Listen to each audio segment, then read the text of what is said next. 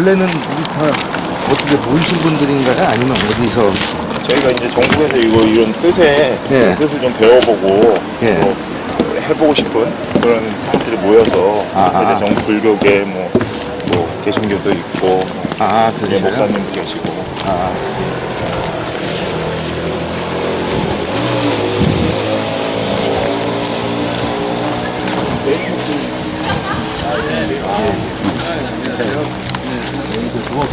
잘 됐습니다. 예, 예.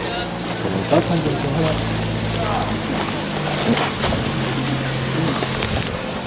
뭐, 보기 편하게 하시죠. 아, 예.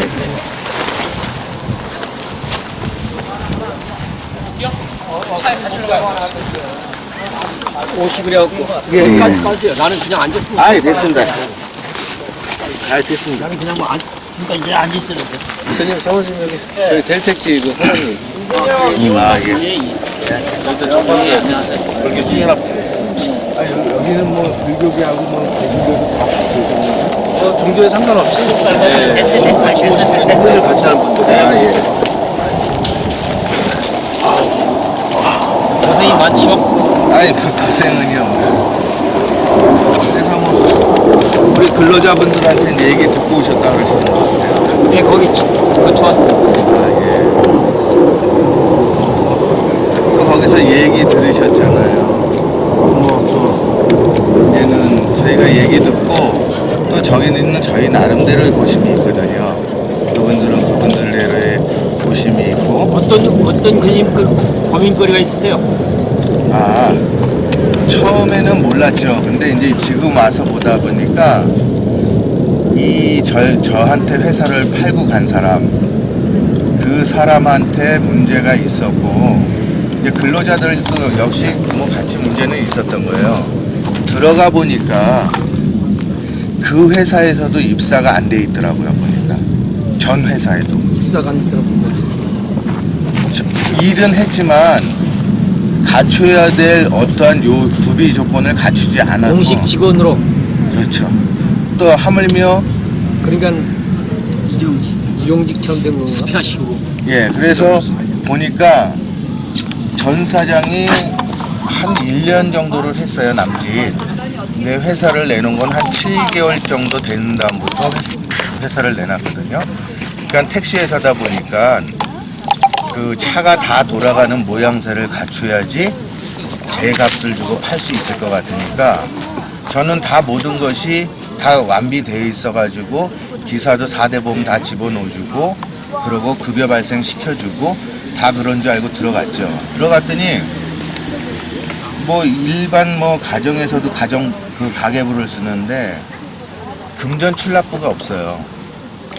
그러고 그 20명 중에서 한 10분은 그 전전사장부터 있었던 사람들이라 그분들은 다 돼 있어요.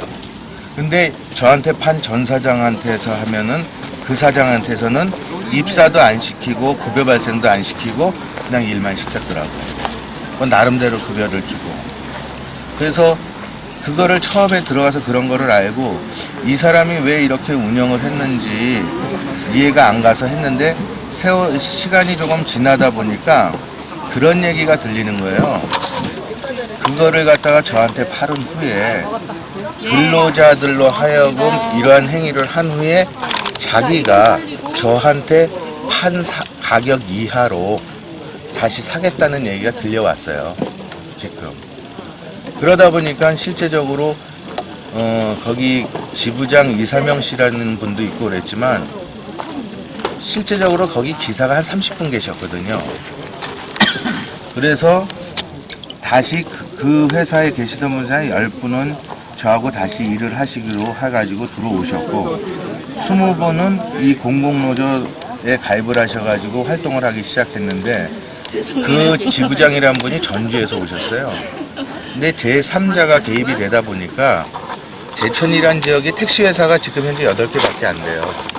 근데 뭐 서울이나 다른 큰 도시처럼 여기가 시는 시지만 뭐 한 회사에 80대가 되고 이런 경우가 아니라 한 회사에 한 20몇 대, 많은 데가 그때 당시에 한 30대 정도 되는 회사들인데 그 회사가 30대 정도 됐었는데 한 20명이 그러고 있으니까 우리가 근로자들이랑 해결해서 문제를 해결하겠다라고 얘기했는데 그분은 노조 활동을 하시는 분이니까 안 된다 이거예요. 자기는 여기서 노조 활동을 하면서 자기는 노조 세력을 키워가겠다고 말씀을 하시더라고요. 그러면서 자꾸만 장밋빛 자꾸만 그 꿈만 보여주는 거예요. 당신들이 하면은 뭐 6억 7억을 받을 수 있다 받아준다는지 뭐 이런 얘기를 하다 보니까 기사분들이 거기다 홀깃해가지고 상황이 계속 시간이 지나서 여기까지 왔는데 그러한 모든 것들을 갖다가 들려오는 얘기나 보니까 그 속에는 그러한 것들이 깔려져 있다는 거를 이제 일이 다 벌어진 후에야 이제 알 수가 있었던 거예요. 그래서 이제 지금들은 택시 회사는 없어졌고 그분들이 이제는 복직이라는 게 있었는데 지방노동위원회에서나 중노위에서나 그 복직이라는 게 있었는데 도대체 그분들은 공공노조고 또 여기 한국노총이 있었어요. 한국노총 사람들하고 또 서로 다투고 하다 보니까 이건 노노 싸움 되지. 또한 사용주하고 근로자하고 싸움 되지. 그래서 한국노총 사람들은 저쪽으로 가서 일을 하고 내가 거기 있는 지금 여기 계신 분들만 내가 들어와서 일을 해라 그러니까 그것도 반대를 하더라고요. 그래가지고 결국은 그것도 무산이 돼버렸어요. 기자님 계시니까는 아실 거예요. 그때 부분 매각 20대 판다 막 했을 때 그러면 당신들만 들어와서 당신들이 할 차들을 남겨놓을 테니까 당신들이 들어와서 일을 해라. 당신들만 받아갖고 내가 일을 하겠다. 사실 그 사람들 받아들이면은 회사 적자는 뻔해요. 그렇지만 저는 어떠한 생각을 했냐면은 차는 또 살 수가 있잖아요. 그러면 그분들하고 회사하고 협력을 잘해서 회사가 원만히 돌아가면은 다른 회사 차를 또 살 수가 있으니 믿고 들어와라 그러니까 자기네는 못 들어온다 그러더라고요. 그래서 왜 못 들어오냐 그러니까 먹고 그렇게 하면은 자기들이 생계를 유지 못한다 뭐 이런 게 아니라 차가 10대, 15대만 남겨놓으면 노조 활동을 못한다 이거예요. 생계가 문제가 아니고. 그래서 그것도 반대를 해갖고 그것도 역시 취하를 했어요. 저희가 시에다가 올려서. 그래서 지금 저분들이 계속 지금 11월 1일부터 지금까지 저러고 있는데 저분들이 얘기한 건 제가 뭐 부당해고를 했다 그러는데 제가 11월 1일이 사업 개시하는 날이었어요. 그날이.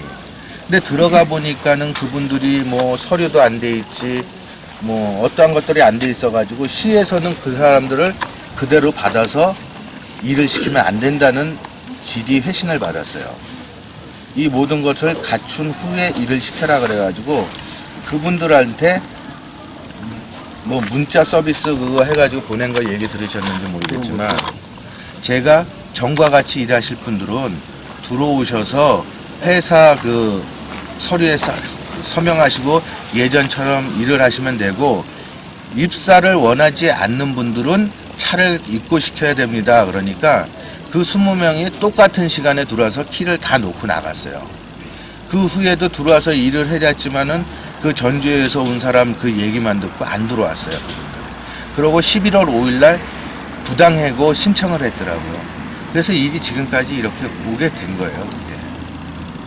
그래서 저는 11월 1일부터 시작을 해가지고 지금까지 차 30대 다 굴러가고 이런 모양새를 보고 들어가고 그러고 그분들이 지금 현재 거기 계신 분들이 제대로 그 다른 연여 회사처럼 일을 하신 게 아니라 입금이 한참 낮은 입금 도급으로 일을 하셨어요. 다른 데는 입금을 시키고 월급을 타가는데 이분들은 입금시키고 나머지는 자기가 다 갖고 가는 형태로. 그러니까 이 사람들이 고용의 불안을 느꼈다는 건 무슨 얘기냐면은 제가 지금 다른 택시 회사도 운영을 하고 있거든요. 제천에서. 제가 지금 입금을 받아서 급료를 주는 그러한 체계에서는 저희가 지금 입금이 95,000원이에요. 하루에. 근데 이 회사는 하루에 67,000원만 입금을 시키면 돼요. 그러면 제가 들어가면은 자기네들도 95,000원을 시키랄까봐 그러한 것들이 싫었던 거예요. 이 사람들은. 그래서 제가 들어가서 그분들한테도 얘기를 했어요. 당신들이 하루에 67,000원 시키다가 95,000원 시키면은 심적인 부담이 많으니 이거를 갖다 조금 시간을 갖고 한 6개월 정도 시간을 갖춘 후에 그때가 10월, 11월이었기 때문에 2014년 되면 시급도 바뀐다. 그러니까 내년에 가서 다른 회사랑 똑같이 최저임금제 이상의 급료를 받는 회사로 해가겠다. 그렇게 얘기했더니 말로는 알았다 그랬어요. 근데 그분들은 그 6만 7천 원만 갖고 나머지는 다 갖고 가니까 9만 5천 원을 시키면 입금에 부담이 가니까 제가 들어오는 자체를 갖다가 반대를 했어요. 처음서부터. 근데 이미 인수는 했는데 인정을 하고 따라줘야 되는데 그냥 똑같이 그냥 행동으로 20명이 1시간에 똑같은 시간에 들어와가지고 키 놓고 뭐 제가 말로 얼굴도 모르는 20명 얼굴 그 당시만 해더라도 20명 얼굴을 다 알질 못하는 거 한 개인적으로 면담을 했어요. 왜? 전 사장한테 퇴직금을 받아서 줘야 되는데 본인은 2010년도에 입사를 했다 그러는데 전 사장이 입사 연월일을 따진 거 보면 2012년으로 돼 있어요. 그러면은 10년하고 12년이면 퇴직금 2년치를 못 받는 건데 저는 저하고 같이 일하실 분들이라 그런 것까지 따져가지고 받아줄 생각을 했는데 결국은 외부에 들어온 사람들 얘기만 듣고 결국은 단체 행동을 했죠. 그래서 지금까지 이렇게 돼서 이제는 모든 노동위원회 판결은 끝났고요. 저희들이 이제 행정소송을 들어가거든요. 행정소송 들어가고 저들이 주장하는 급여 상당 금액이라는 게 있어요. 지금 현재. 그래서 이제는 저들이 맨 처음에 1억 6천을 달라 그랬다가 지금 현재는 1억 한 1,700 정도가 돼요. 근데 저희들이 뽑아본 금액으로는 얼마가 나왔냐면은 2,500만 원이 안 나왔어요, 지금. 왜냐하면은 저희들이 법에 가면은 저한테도 당신이 어떠한 근거로 그 자료를 뽑았냐 얘기할 거고 저 사람들한테도 어떠한 근거로 당신들이 그 금액을 받아야 되냐고 물어볼 텐데 저 사람들 얘기는 근거는 없다 이거예요. 근거는 없다. 하지만 이걸 달라. 지금 그러는 거거든요.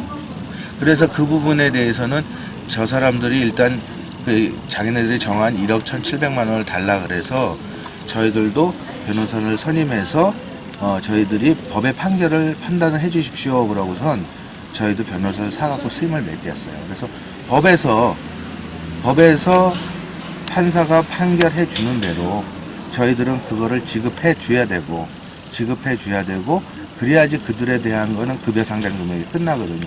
뭐 저희들이 그 사람들이 뭐 돈을 안 주겠다 뭐 이런 부분도 아니고 어떤 확실한 그러한 것들이 나와야 돼. 무대포식으로 내가 얼마 달라. 저도 무대포식으로 무조건 난 요거밖에 못 주겠다가 아니라 어떠한 근거에서 나는 이걸 줘야 되며 당신은 어떠한 근거에서 얼마를 받아야 된다는 걸 서로 제시를 해서 판사가 판결해 달라고 이제 저희는 이제 해놨어요. 그 이후에 그것만 남은 건가요 이제? 다른 건 다 끝나고? 예, 지금 현재 그러고 있습니다. 행정소송. 근데 또 저들은 뭐냐면 택시를 저희 회사에서 그 회사가 폐업을 하고 차를 다 팔아버리니까 4개 회사에서 그걸 좀 고용을 해 주십시오 그런 거예요. 그래서 우리 협의회 차원에서도 그들을 협의회장이 만나서 이렇게 서로 안 좋은 감정에서 어떻게 당신들을 쓸 수 있겠느냐. 그러니까 조금 시간을 갖고 지내자라고 얘기를 한 가운데 저들이 또 전액관리제라는 게 택시에 있는데 전액관리제 위반으로 고발을 했어요. 고발을 하다 보니까 자기네들은 택시 회사에 자기네들이 입사하기를 원하면서 회사를 고발하고 같은 지금 제천에서 택시를 하고 있는 근로자들한테 전부 다 1인당 50만 원씩 과태료가 나간 상태예요, 지금. 근로자를 고발했어요. 지금 현재. 그래서 거기에 대해서도 요번 우리가 30일까지 이의 신청 기간이거든요. 이의 신청해가지고 일정 금액 이제는 그 부과금이 떨어지면 그 부분에 대해서는 다른 도시와 마찬가지로 저희도 또 행정소송을 또 진행해 나갈 거예요, 지금. 그러고 또 요새 보니까는 뭐 초과외 근무를 한 거에 대해서 돈을 달라 그러고선 지금 또 사인 받으러 다닌다 그러더라고요. 그 밑에는 이거는 당분간 공개하지 않겠습니다라는 내용으로 사인을 받으러 다닌다 그러더라고요. 그러니까 자꾸만 정리할 생각을 안 하고 자꾸만 어지럽히고 문제를 일으키는 거에 대해서 막고 싶은데 이상하게 저들은 막으면 더 하려 그러는 게 저 사람들이더라고요. 그러다 보니까 저분들이 지금 기사들도 지금 대강 알아요. 저분들이 어떠한 생각을 하고 있다는 걸. 그러다 보니까 많은 그 자기네들의 뜻에 맞게 기사들이 같이 동참을 안 해주고 있는 거죠. 아무런 문제가 없던 회사들이 지금 그들로 인하여서 지금 많은 그 시도 그렇고, 그리고 저 같은 경우도 저는 원래 집이 서울이에요. 서울에 와서 저는 숙소에서 자고 그렇게 해요. 근데 그분들이 그 어떠한 사업주를 못 믿더라고요. 얘기를 하면 안 믿어요. 그러다 보니까 제3자 얘기만 듣고, 실제적으로 일을 해도 계속 저하고 같이 일할 사람들이 제 얘기는 안 듣고 제3자가 이렇게 되면 얼마를 받을 수 있고, 그러한 것만 따져가지고 하다 보니까 일이 여기까지 오는 거죠. 시의 역할은 없나요? 시의 역할은 다 했죠. 다 했어요. 예, 시가 많이 노력을 해주셨죠. 그러고 시도 맨 처음에 저희가 30대 중에서 10대나 15대를 다른 데다 팔고 자꾸만 한국노총하고 공공노조하고 싸우다 보니까 제가 공공노조만 데리고 일을 하겠습니다. 그러니까 15대를 갖다가 다른 회사에 팔 수 있도록 해주십시오. 그러니까 그거 가지고 저들이 또 반대를 했어요. 안 된다. 그래가지고 시도 그거를 인가를 해주질 않고 계속 한 번, 두 번, 세 번 연장을 하다가, 그때가 구정 조금 되기 전인데 시의 입장도 있고 하다 보니까 도저히 안 되겠더라. 그래서 제가 그 인가 신청했던 거를 취하를 했어요. 제가 그때 당시에. 그래서 이것들이 지금 현재 저는 그동안 많은, 저도 심적으로 어려웠지만 저들도 정신적으로 또한, 그리고 물질적으로 많은 어려움이 지금 있으리라 믿는데, 이러한 것들이 정리가 돼야지. 그래서 저는 그런 얘기를 했어요. 어떤 중노이면 중노이, 아니면 판사가 판결해서 당신은 월급 탔던 근거가 없으니까 당신한테는 회사에서 지불할 의무가 없다, 이런 판결이 내려지기 전에 당신들이 이러한 판결이 이루어지게 전에 내가 지금 하는 얘기를 들으면 내가 어떠한 금액을 지급해주고 내가 하겠다 그랬는데, 그 사람들 1대1로 만나서 얘기하면은 그러고 싶은데, 다 얘기가 똑같아요. 그러고 싶은데 나 혼자 빠져나올 수가 없어서 그런 얘기를 하는 거예요. 전부 다들. 그러다 보니까 서로가 서로의 눈치를 보고, 예를 들어서 어떠한 한 사람이랑 이렇게 얘기를 하면 다른 사람들이 와요. 왜 너 혼자 얘기를 하느냐, 무슨 얘기 하느냐. 그렇게 혼자서는 얘기를 절대로 못하게 해요. 그러다 보니까 문제가 안 풀리고 계속 꼬이고. 그래서 실제적으로 지금 현재 20명이 있다가 그 천막 치셨는데 가셨다 그러니까지만 한 5명 정도 남았었어요. 5명 정도 남아있다가 어떠한 이슈되는 일이 생긴다거나 그러면 전화 연락을 해서 또 다 모여요. 그렇지만 실제적으로 적은 거기에다 두고 있지만 거기에 참여하지 않는 사람은 10명 이상이 되는 거죠, 실제적으로. 근데 저분들이 왜 결론은 내가 적을 놔두고 왜 내가 거기서 참여하지 않아도 적은 놔두느냐. 금전적으로 못 받을까봐. 전에는 다 똑같이 1인당 얼마씩 줘라 그랬는데, 요번에 저 사람들이 소를 제기한 거는 보니까 전부 다 각각 금액이 틀리더라고요. 왜? 자기네들은 그렇게 우겨댔으나 자기네들도 변호사를 갖다가 선임을 해가지고 하니까 변호사 그게 아닙니다. 이런 어떤 근거가 있어야 됩니다. 해가지고 변호사도 저들 얘기만 듣고선 그 모든 것을 뽑았겠지만 자기네도 거기 소장에다 썼더라고요. 어떠한 근거는 없다, 자기네. 그렇지만 청구한다는 식으로 했는데, 저도 제가 판사가 아니니까 판사가 어떠한 판결을 내릴지 모르겠지만 법에서 내린 판결은 저희들이 존중해야 되는 거고 이행해야 되는 거니까 이행할 생각을 갖고 있습니다. 행정소송은 얼마나 걸린가요? 한 6개월 걸릴 것 같아요.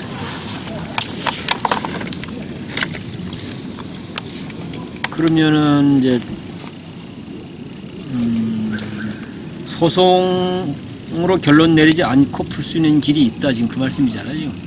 저들하고의 문제는 소송하고는 별개예요. 소송에서 거기서 저희가 이긴다 그래도 근로자하고의 문제는 회사가 있으면 모르는데 회사가 이미 폐업 신고를 다 했기 때문에 그 문제는 이제 별개가 돼버렸고요.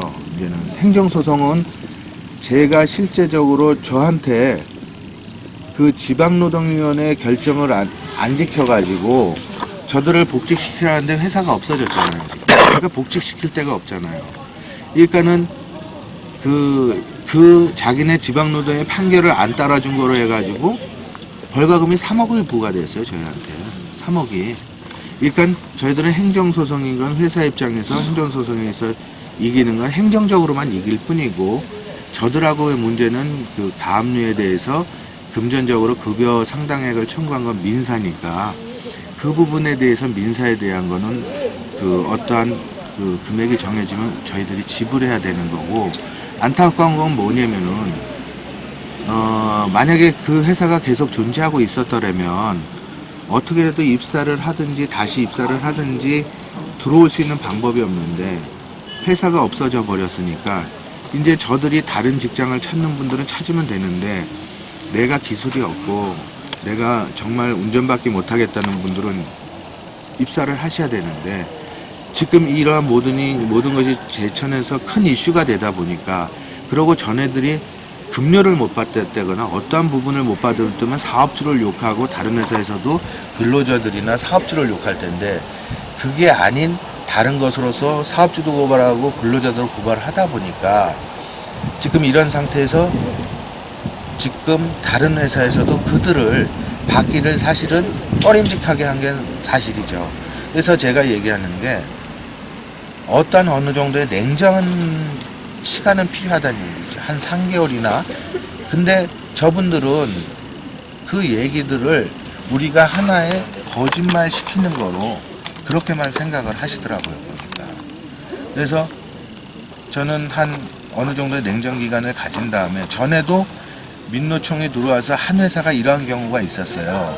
근데 그때는 이렇게 큰 문제는 일어나지 않았지만 그분들도 한 2, 3개월 있다가 이제 다른 회사에 취직을 하고 저희 회사 같은 경우는 다른 회사에서 안 받는다는 분들 면담해 가가지고 그분들 한 5분을 저희 회사도 받았었거든요. 근데 그분들도 노조 활동을 해보니까는 아니다. 내 생계하고는 거리가 멀다.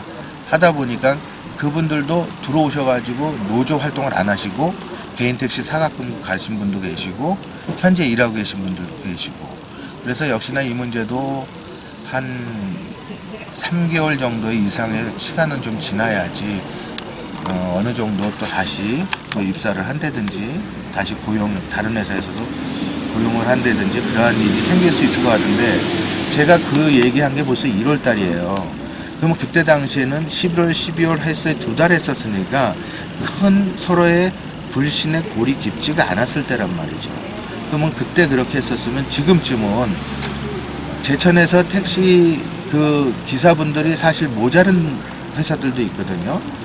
그러면 실제적으로 가능한 것을 점점 더 문제를 일으키고 회사 고발하고 근로자들 고발하니까 저들을 갖다가 회사도 경계를 하고 들도 싫어하고 지금 이러한 입장에 있고 저번에 한 3주 전에는 시에서 아까 시의 역할은 뭐 없냐고 물어보셨잖아요. 저들한테 사업주를 만나게 해달라니까 시에서 다리를 나가지고 저희를 만나게 했어요. 대신에 여기에 제천에서 실질적으로 일한 근로자들을 만나자. 그리고 여기서 5명, 그쪽에서 5명 만나자 그랬는데 그날도 시청에서 딱 만나서 모임 가지기 전에 토요일날 시청에서 빌려서 만나기로 했는데 외부에서 더 많이 왔어요. 뭐 시민단체니 뭐 외부에서 이사명 씨니 뭐 여기 아니면 시민대표 목사님이니 막 이런 분들이 와갖고 이사명 씨라는 분하고 또 여기 저희 회사 그 다른 회사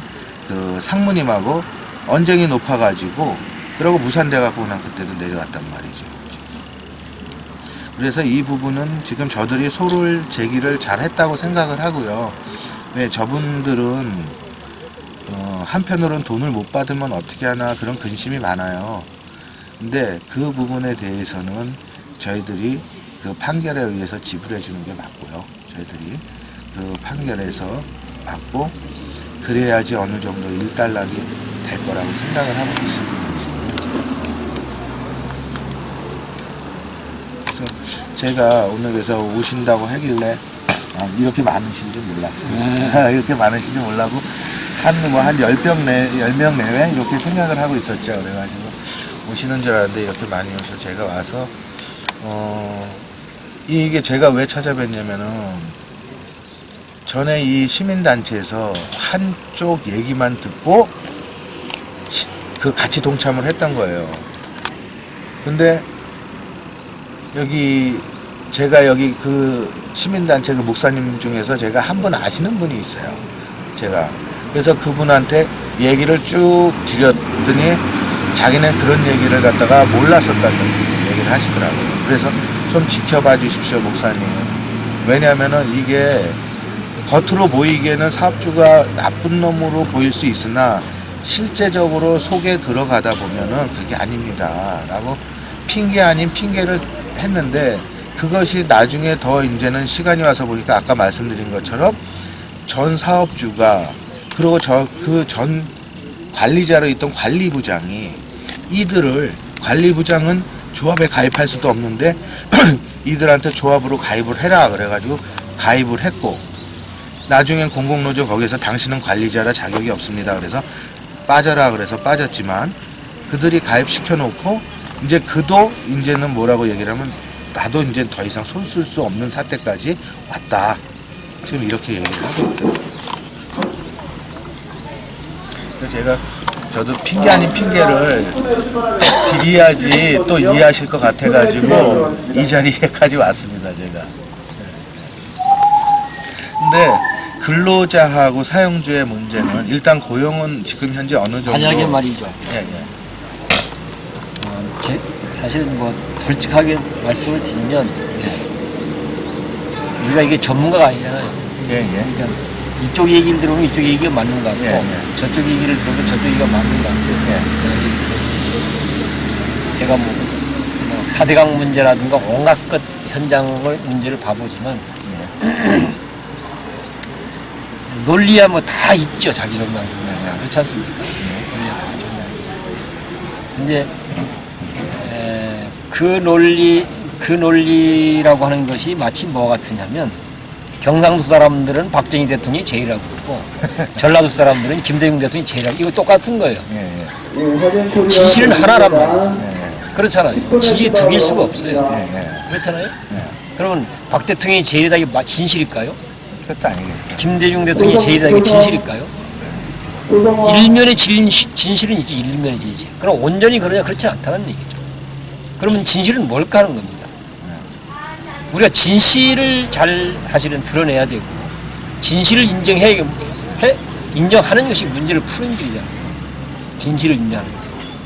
실체가 잘 드러나야 돼요. 실체가. 다 자기 주장들이 있는 거예요. 자기 주장. 그래서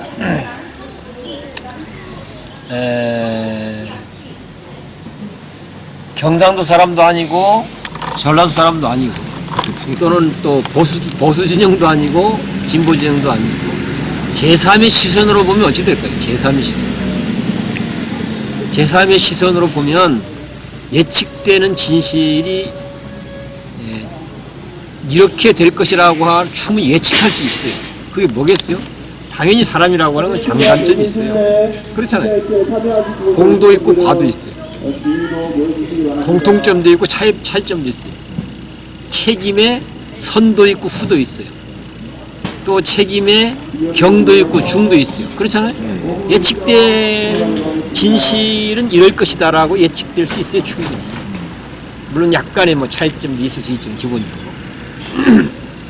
그러면 자 이쪽은 이쪽만 좋다고 그러고 저쪽은 안 좋다고 그러고 저쪽은 저쪽만 좋고 이쪽은 안 좋다고 지금 이러고 해서 싸우고 있는 건데 진실은 드러내보니까 이것도 아니고 저것도 이것이었단 말이에요. 예를 들면 진실은 드러내보니까 우리가 진실을 잘 드러내고 서로 진실을 인정하고 수용하면 문제는 사실 정리되는 거예요. 그렇지 않습니까? 그렇죠. 그래서 어차피 우리가 같이 살아야 될 사람들인데 그렇잖아요. 뭔 일을 하면서 어떤 이유로든 누군가에게 이렇게 억울함이 생기고 원한이 쌓이고 이거 못 쓰는 거잖아요. 그렇지 않습니까? 근데 어쨌든 그게 돼요. 내가 볼 적에는 반드시 억울함이 생기고 원한이 쌓이는 거예요. 문제가 법원 판결에도 마찬가지예요. 재판을 잘한다 해서 좋은 친구가 되는 걸 보신 적 있습니까? 다 손해지. 재판 자리에서 좋은 이웃이 되는 경우가 있습니까? 없어요. 다 원수 되는 것이죠. 돈은 돈대로 날아가고 사랑만은 사랑관계로 깨져요. 이 바보 같은 짓을 하고 있는 게 현대 사회예요. 이게 기왕이면 좀 인간적으로 좀 사회적으로 좀 같이 만나고 함께 살아야 될 사람들이니까 만나고 대화하고 조절해서 인간적으로 합리적으로 잘 정리하면 사회가 더 좋아질 수도 있는 거잖아요. 그렇지 않습니까? 인간적으로. 또 새로운 일을 함께 도움할 수도 있는 것이고.